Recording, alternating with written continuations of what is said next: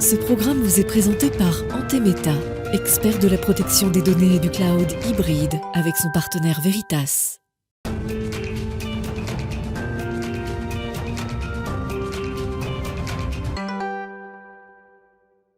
Bonjour et bienvenue à tous. Ce matin, le Festival de Cannes déroule son tapis rouge et pour la première fois, nous allons pouvoir vivre l'expérience de la montée des marches. Oui, tous, et pas seulement cette expérience-là, puisqu'il y a une transposition désormais du festival et également de la croisette dans le monde virtuel du jeu Fortnite. On en parle et on découvre tout cela avec mon premier invité, Adrien Torres, responsable du projet chez Brut, partenaire du Festival de Cannes cette année. Autre actualité à la une de Smartech, c'est les premières élections, sont les premières élections professionnelles des représentants des livreurs et des chauffeurs VTC qui se sont déroulées ces derniers jours. On verra de quelle façon ça interroge en fait la résistance de la loi travail face au modèle économique des plateformes numériques. Et puis avec notre rendez-vous, le numérique c'est politique et Tariq Krim, on portera un regard sur les défis numériques qui s'imposent au nouveau gouvernement d'Elisabeth Borne. Mais tout de suite, donc place à l'interview, on parle du Festival de Cannes ce matin.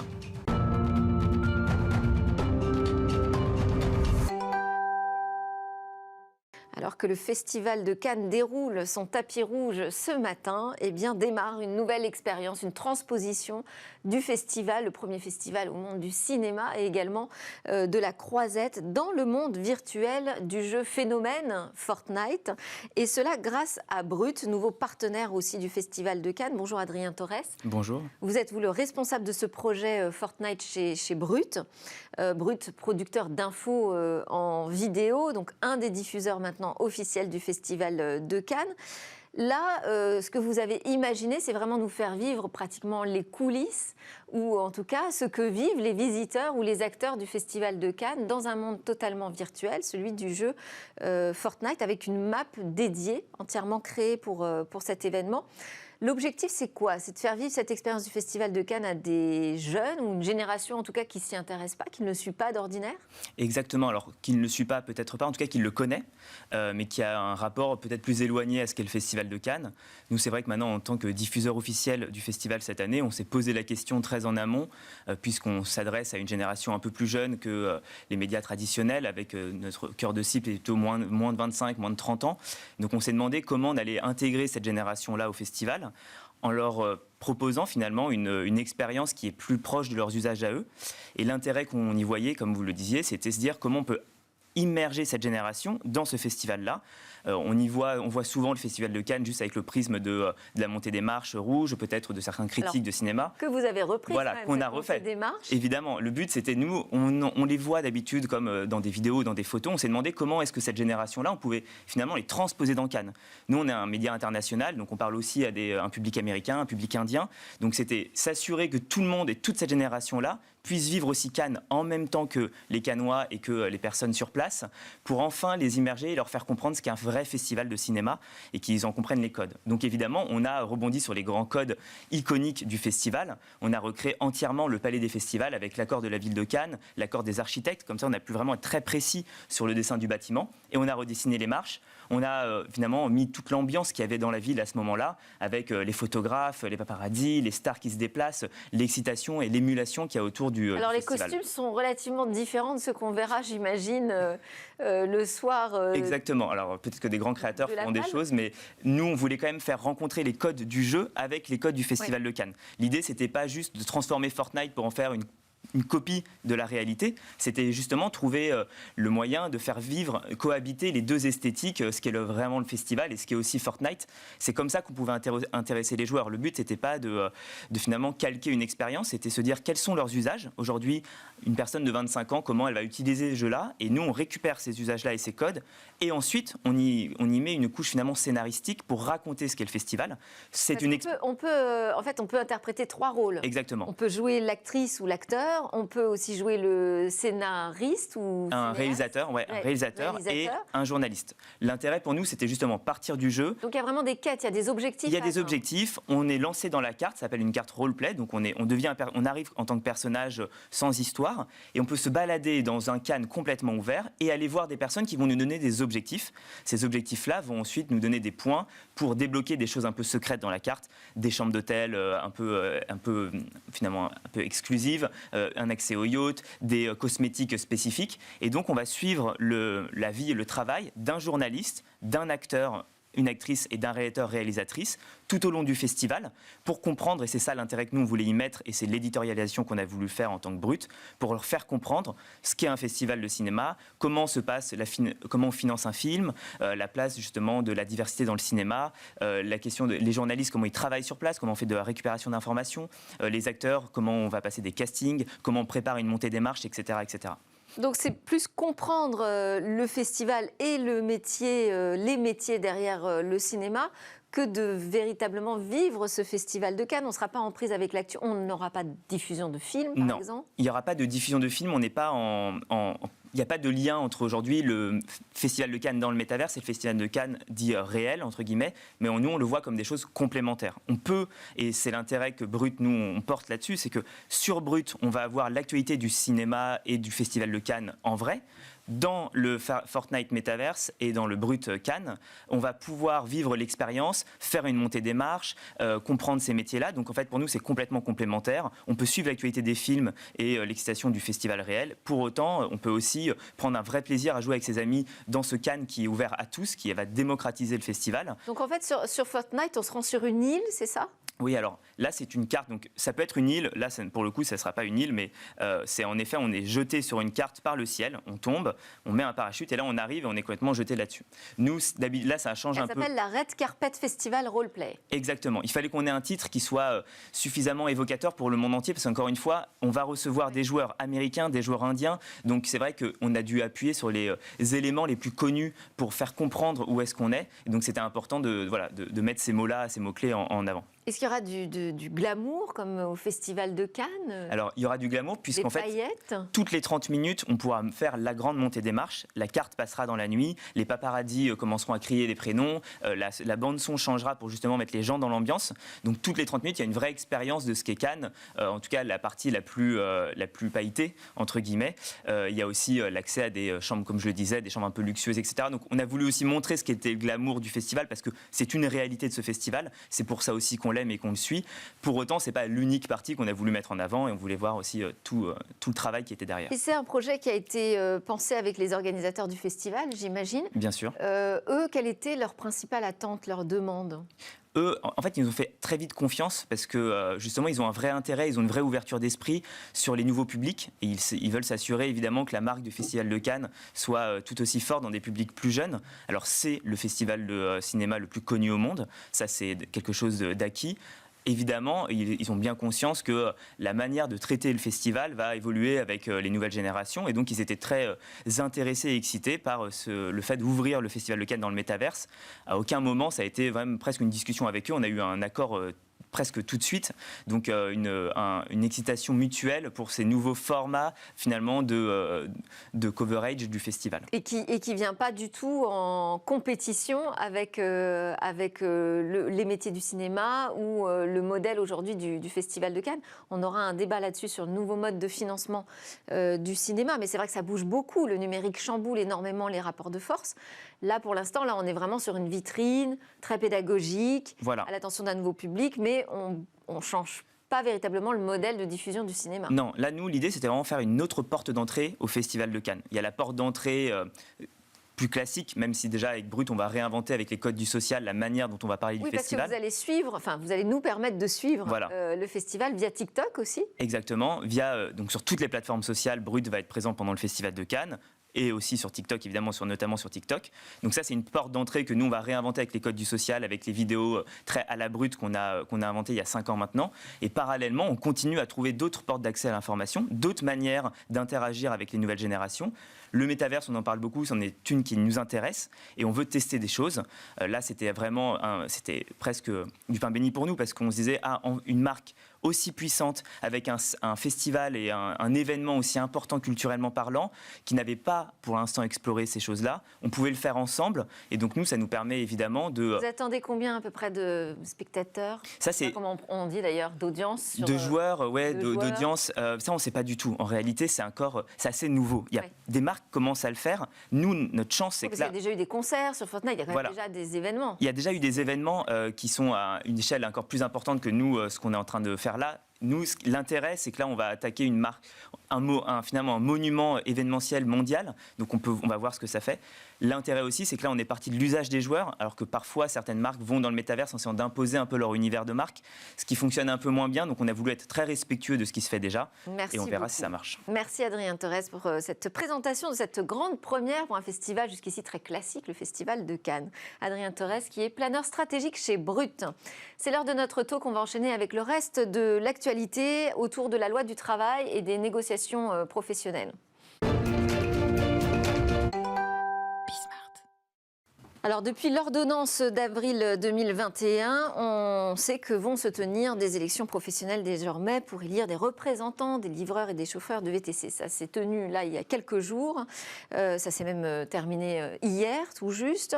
On va en parler avec l'autorité des relations sociales des plateformes d'emploi, l'ARPE, qui a chapeauté ces élections. Mais on va aussi réfléchir à la manière dont la loi travail résiste tant bien que mal face à ces modèles économiques des plateformes numériques qui ont recours principalement à des micro-entrepreneurs. On en parle donc avec Emmanuelle Barbara, qui est avocate associée d'Auguste Debouzy, spécialiste en droit du travail et membre du comité directeur de l'Institut Montaigne. Et à vos côtés, Olivier Babot, président fondateur de l'Institut Sapiens, think tank indépendant, non partisan, qui réfléchit aux évolutions liées à la révolution numérique. Et nous avons avec nous, je vous l'ai annoncé, en visio, Joël Blondel, qui est directeur général de l'autorité des relations sociales des plateformes d'emploi. Bonjour Joël Blondel. Bonjour. Alors, l'ARPE a été créée le 21 avril 2021, donc c'est vraiment lié à l'ordonnance que j'ai citée en introduction. C'est un établissement public chargé donc de réguler ce dialogue social entre les plateformes de mise en relation et les travailleurs qui leur sont liés par un contrat commercial. Je voulais déjà savoir comment vous vous étiez organisé pendant toute cette année de préparation de la première élection professionnelle pour les travailleurs de plateforme. Écoutez, c'est un travail de fond qui a débuté à la toute fin de l'année 2021, en réalité. Donc l'ARPE est vraiment de création très récente. Et très vite, nous nous sommes mis en situation d'organiser ces élections, dont le gouvernement souhaitait qu'elles se déroulent dans le premier semestre de l'année 2022. C'est désormais chose faite. Et nous avons encore des travaux importants à conduire sur la représentativité des organisations de plateformes. Ce sera dans le courant des mois de juin et juillet prochain. Et à partir de la rentrée, en septembre, le dialogue social pourra démarrer avec les représentants et des organisations de travailleurs et des organisations de plateformes. Et l'ARPE est organisée pour accompagner ce dialogue social, pour venir en appui des négociateurs aussi souvent qu'il sera nécessaire, qu'ils le demanderont, et avec un certain nombre de dispositifs qui sont là précisément pour faciliter ce dialogue social et faciliter évidemment son aboutissement, qu'est la signature d'accords collectifs de travail. Alors, bon, vous l'avez expliqué, on est vraiment au tout début là, de l'histoire et de ce processus. On parle de quoi? 120 000 travailleurs mobilisés. Quelle a été la mobilisation d'ailleurs autour de ces premières élections professionnelles? Et quelles sont les principales attentes? Alors en effet, on parle d'à peu près 120 000 personnes. Hein, nous avons constitué 2 listes électorales, l'une pour les livreurs qui était 84 000 à pouvoir voter, et pour les VTC donc, qui étaient de l'ordre de 40 000. La participation est faible. Elle est faible, mais nous n'attendions pas une participation très élevée. Elle est un peu en dessous du standard ou de la référence, en tout cas, qui était la nôtre, celle des élections des TPE en 2020 qui ont fait, qui ont eu une participation 5,4% de mémoire, hein, donc on est un petit peu en dessous avec les VTC qui ont voté à près de 4% et les livreurs qui ont relativement peu voté à 2%. Mais pour une première, ça n'est pas complètement surprenant. C'est un secteur qui est quand même très éloigné des problématiques de démocratie sociale, avec beaucoup de jeunes, beaucoup de gens qui travaillent aussi dans des entreprises par ailleurs et qui participent à la démocratie sociale dans leurs entreprises. Donc on savait que nous n'aurions pas une participation très élevée. Pour autant, 3000 personnes ont voté. Elles ont désigné des organisations qui, dans quelques temps, nous feront connaître les noms de leurs représentants et qui auront évidemment la légitimité de représentants élus. Et nous pourrons donc avec eux lancer les travaux du dialogue social à la rentrée. Alors, sur la question des principaux sujets, oui. Il y a, je crois, en tout premier lieu, celui des revenus, qui sont une revendication très forte, vous le savez, des livreurs et des VTC. Il y a la question des conditions de travail d'une manière générale, et puis des sujets qui sont d'ailleurs sous-jacents à plusieurs de ces thématiques, celle des algorithmes, de leur transparence, de leur contenu également, sur lesquels il faudra travailler indéniablement. Et puis, il y a des sujets également relatifs au rythme de travail, par exemple, ou au parcours professionnel. C'est assez large et il faut après que les partenaires élaborent un agenda social et se mettent autour de la table très rapidement à la rentrée. Merci beaucoup Joël Blondel, donc directeur de l'ARPE. On vous recontactera évidemment pour nous raconter la suite, puisque les élections ne sont finalement qu'une toute première étape. Je voulais déjà vous entendre sur ce taux de participation très faible finalement à ces premières élections professionnelles. Manuel Barbara. Oui, effectivement, les taux de participation sont anecdotiques à la vérité. Et la question, en effet, est de savoir si on peut les interpréter véritablement ou pas. Bon, disons que c'est un début, en effet, et je ne sais pas si on peut faire toutefois la corrélation entre le fait qu'ils s'en fichent, enfin je veux dire c'est ce que j'allais dire. Est-ce qu'on peut dans le fond ça marque un désintérêt.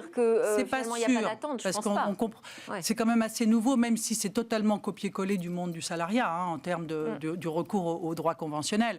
Mais ça leur dit pas grand-chose à l'évidence. Il faut aussi penser à ce qui se passe dans les élections professionnelles normales, si je puis dire, dans l'univers salarié. Il n'y a pas non plus une participation, bon, certes plus substantielle quand même, mais pas à ce point. Donc voilà, à ce stade, on pourrait dire que finalement, ça ne les intéresse pas tant que ça.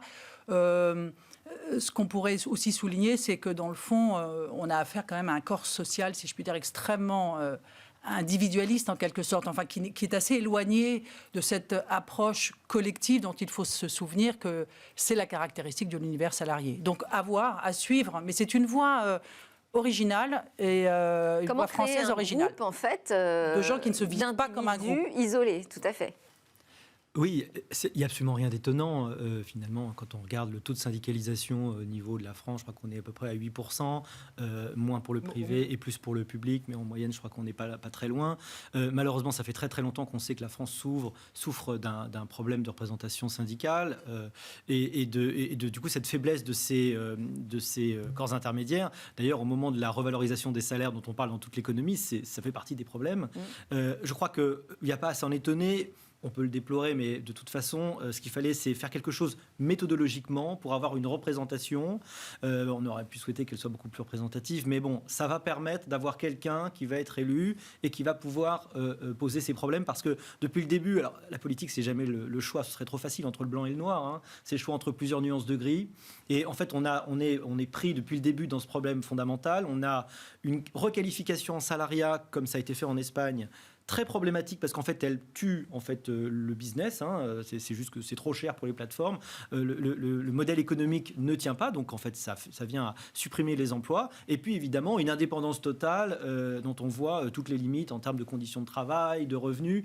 Et l'enjeu, c'est d'essayer d'inventer un nouveau statut ou d'adapter les statuts existants. En fait, c'est là-dedans qu'on patauge, même que toute l'Europe patauge depuis le début. Mais finalement, s'il y a une négociation, au moins, on va peut-être avancer sur petit à petit la définition des différents sujets. Voilà. Alors oui, parce que finalement, ces élections professionnelles, ça veut dire qu'on essaye de faire rentrer dans un cadre un mode de travail, un modèle économique qui n'arrive pas finalement à y rentrer. Donc, est-ce que c'est pas impossible juste est-ce que ce taux de participation ne veut pas dire ça, que finalement on essaye de se coller à un modèle qui aujourd'hui ne fonctionne pas, puisqu'on est face à effectivement des employés qui n'ont pas ce statut protégé de l'employé, mais qui désirent aussi leur indépendance.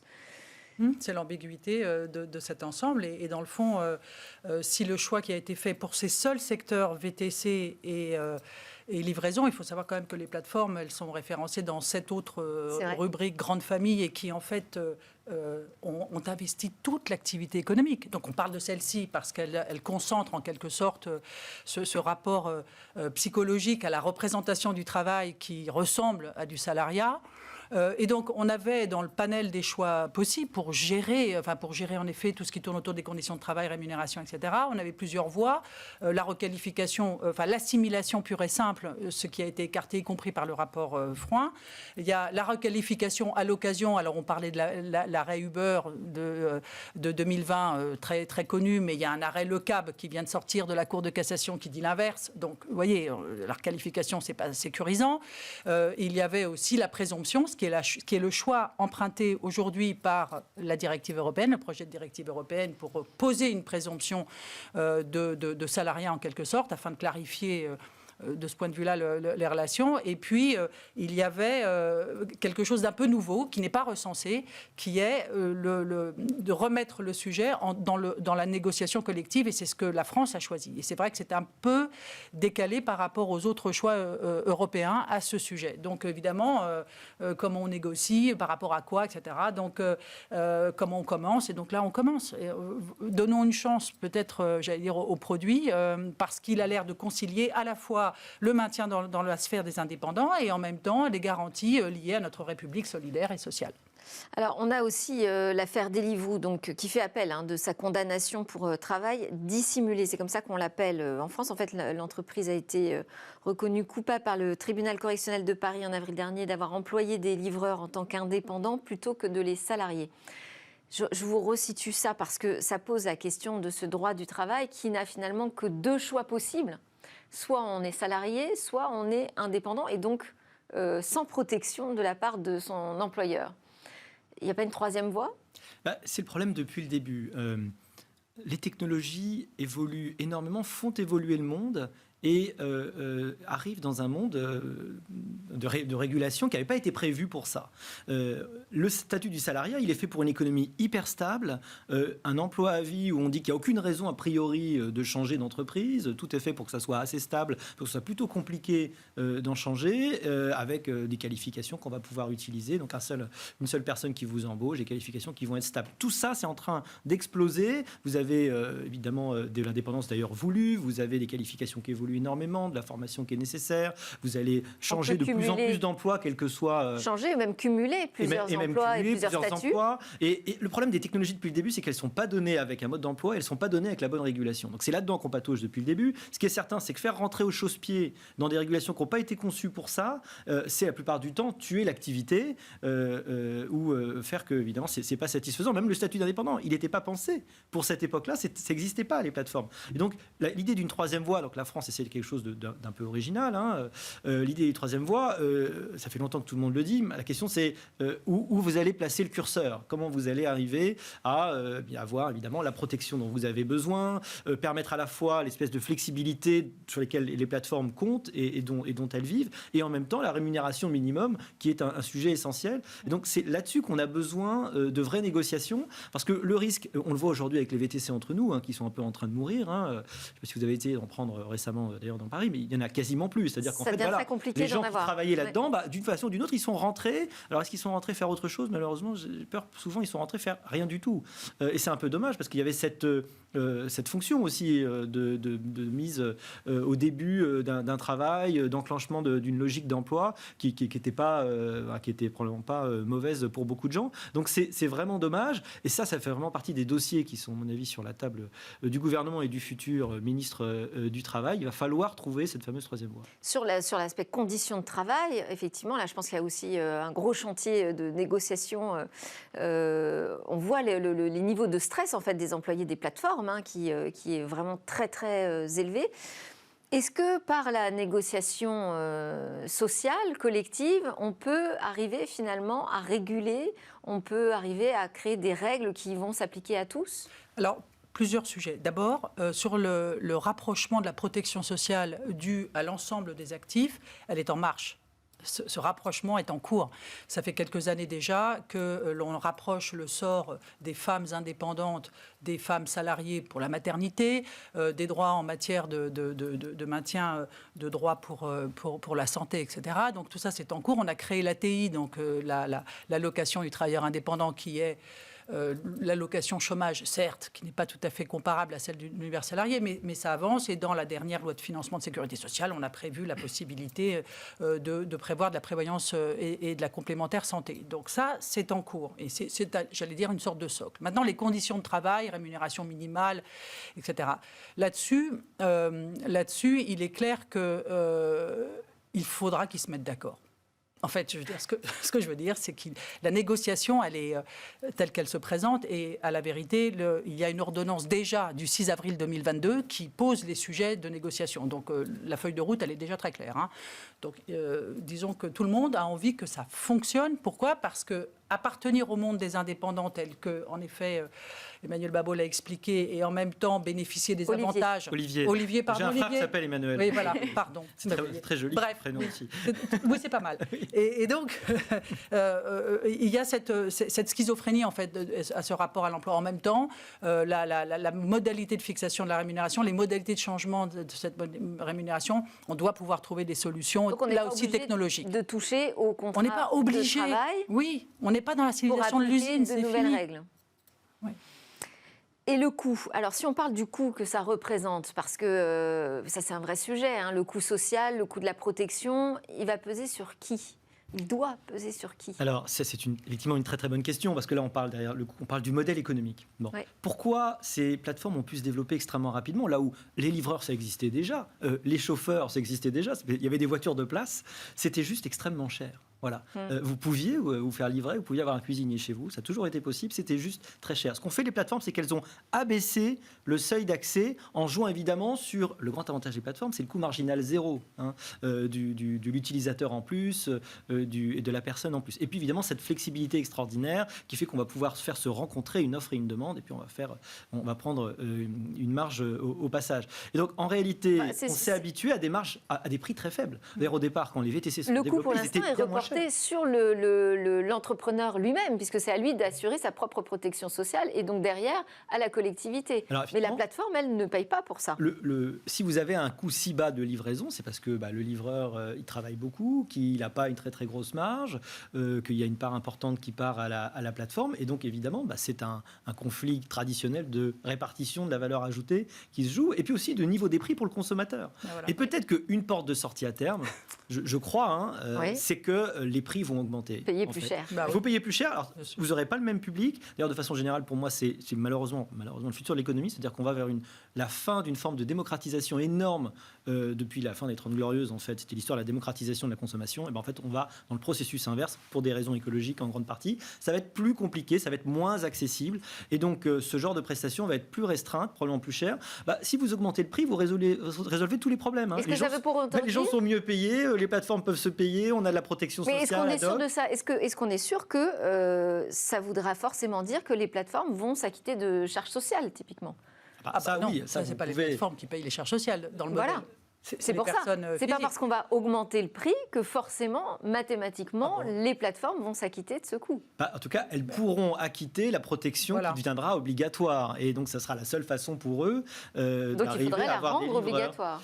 Si vous la rendez obligatoire, ça fait une augmentation des prix. Et après, c'est ce qu'on appelle l'élasticité prix-quantité. C'est-à-dire ça dépend de la réaction des clients. Est-ce que face à une augmentation des tarifs de VTC, est-ce qu'ils vont massivement se reporter sur les taxis qui seraient peut-être un peu moins chers du coup, ou alors, est-ce qu'au contraire, ils vont continuer à avoir une demande, mais à ce moment-là, il faut qu'il la qualité et que l'offre, évidemment, soit... Parce qu'on voit les taxis traditionnels qui reprennent des couleurs, finalement. Hein. Oui, pour des raisons aussi de protectionnisme rampant. Dans Paris, par exemple, finalement, on a réussi, c'est l'histoire depuis le début, à protéger cette clientèle très particulière pour les élus que sont les taxis, parce que les taxis ont beaucoup de capacité à se faire entendre. Donc, en fait, ils ont protégé leur forme de monopole. C'est pas toujours en faveur des consommateurs. Bravo. dont je rappelle, taxi, parce qu'on parle toujours des VTC. Oui. Mais les taxis, lorsqu'ils se présentent de temps en temps devant le juge, il y a des requalifications. Donc c'est intéressant de voir que cette espèce d'obnubilation du statut qui s'applique au VTC, ma foi, si on regarde de près certaines plateformes de taxi, j'ai tendance à penser que ça ressemble vaguement à la forme. Oui, parce qu'on a aussi des VTC. artisans, des indépendants. Oui, il y a et différents- qui de temps en temps, lorsqu'ils se chamaillent, finissent par dire mais en fait, je suis salarié, et le juge, il se trouve qu'il dit bah oui, en fait. Donc, vous voyez, c'est intéressant de voir la relativité de notre regard. Donc, ceci ne retire rien à cela. Je dis simplement que, voilà. Ce qui était compliqué jusqu'ici, c'est que chacun se battait individuellement, finalement, et que là, avec ces élections professionnelles, on a espoir qu'il y ait une bataille plus collective. Merci beaucoup à tous les trois, puisque je vois que notre invité par Skype est resté connecté avec nous et a pu suivre le débat. Merci Emmanuel Barbara, avocate associée d'Auguste Debouzy, spécialiste en droit du travail, et Olivier Babot, président fondateur de l'Institut Sapiens. Juste après la pause, on se retrouve, on continue de parler du numérique. Le numérique, c'est politique. On va parler des nouveaux défis du gouvernement d'Elisabeth Borne.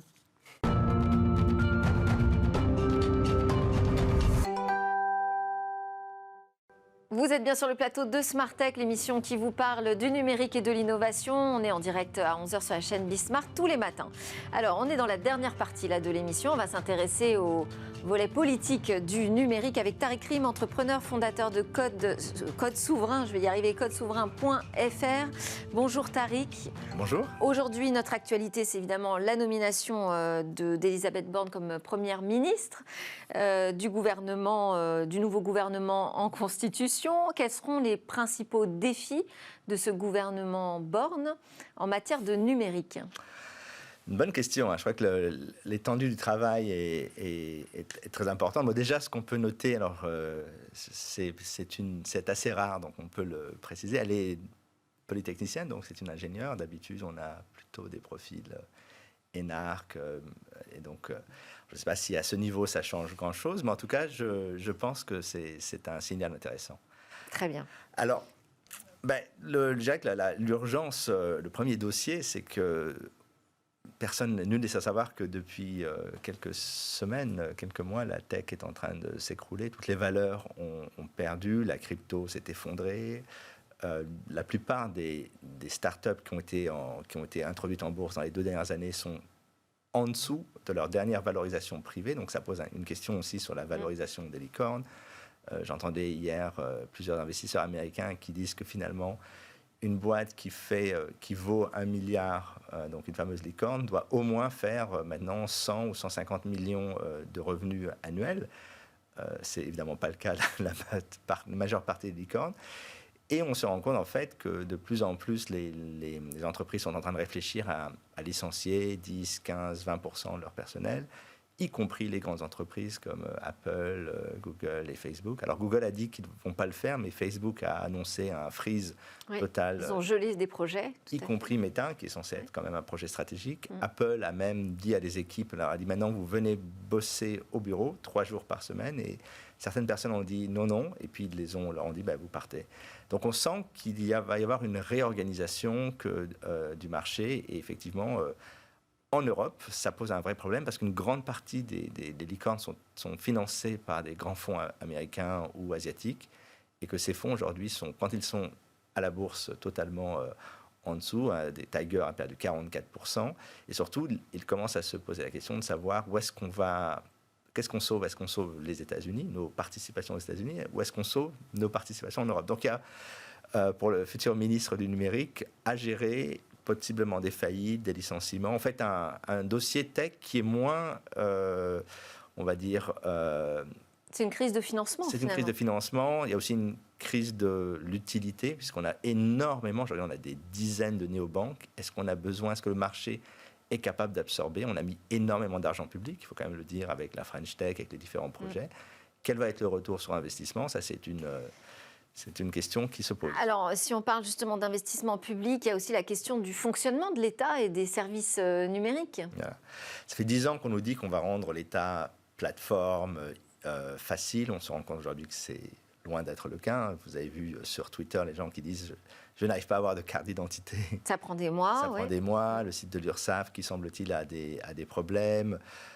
d'une certaine manière, on a numérisé la bureaucratie, mais on ne l'a pas simplifiée. Or, la promesse, c'était le gouvernement aussi simple à utiliser que votre iPhone. Et on est encore loin de ça. Donc, il y a une vraie question de la réforme de l'État qui n'est pas qu'une question de on va créer des nouvelles agences, on va embaucher des gens.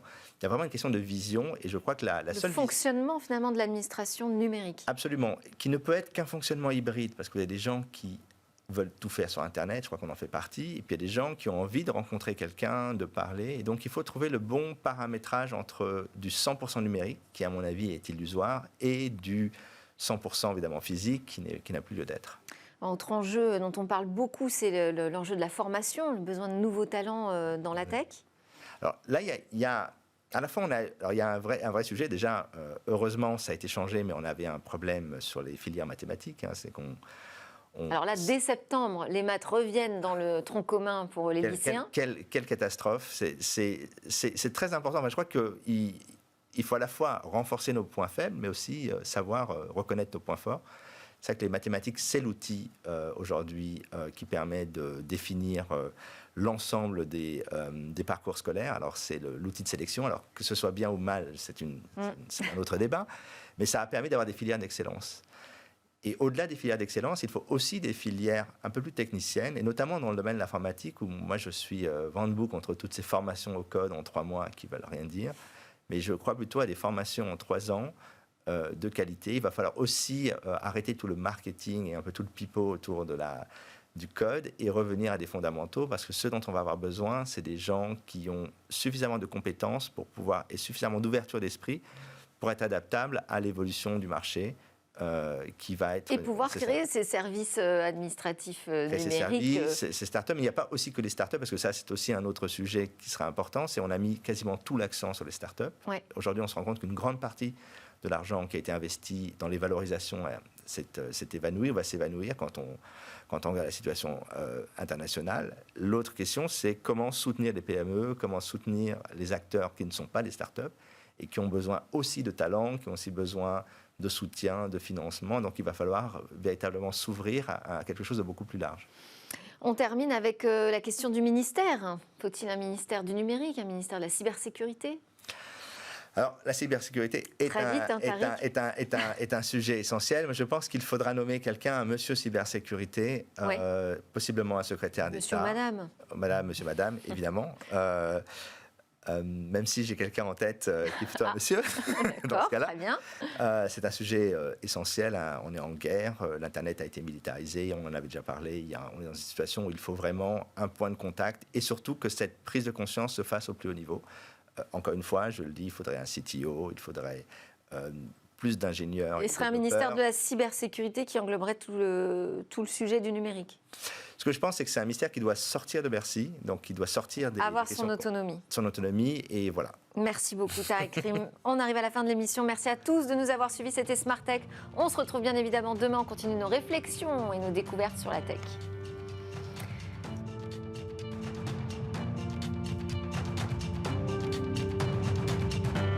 Ce programme vous a été présenté par Antemeta, expert de la protection des données et du cloud hybride avec son partenaire Veritas.